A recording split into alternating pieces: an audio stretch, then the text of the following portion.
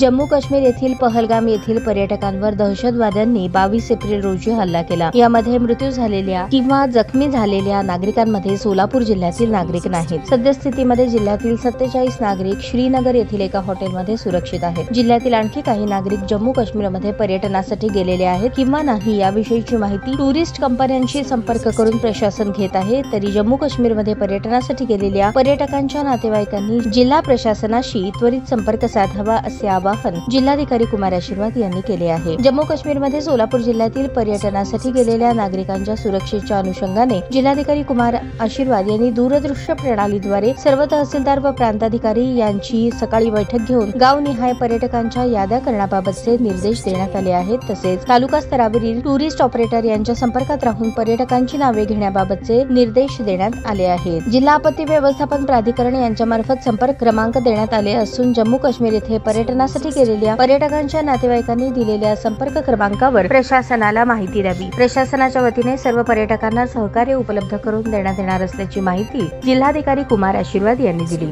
सद्यस्थितीत मिळालेल्या माहितीप्रमाणे सोलापूर जिल्ह्यातील 47 पर्यटक श्रीनगर येथे सुरक्षित असल्याची माहिती मिळाली असून ते पर्यटक एकत्रित एका हॉटेलवर थांबलेले आहेत। पहलगाम येथील दहशतवादी हल्ल्यात मृत्यू पावलेल्या किंवा जखमी असलेल्या पर्यटकांमध्ये सोलापूर जिल्ह्यातील नागरिक नाहीत। त्यामुळे सोलापूर जिल्ह्यातील नागरिकांनी घाबरून जाऊ नये। तसेच ज्यांचे नातेवाईक जम्मू काश्मीर येथे पर्यटनासाठी गेलेले आहेत अशा नातेवाईकांनी तात्काळ जिल्हा प्रशासनाशी संपर्क साधावा आणि त्यांची माहिती उपलब्ध करून द्यावी असे आवाहन जिल्हा प्रशासनाच्या वतीने करण्यात आले आहे।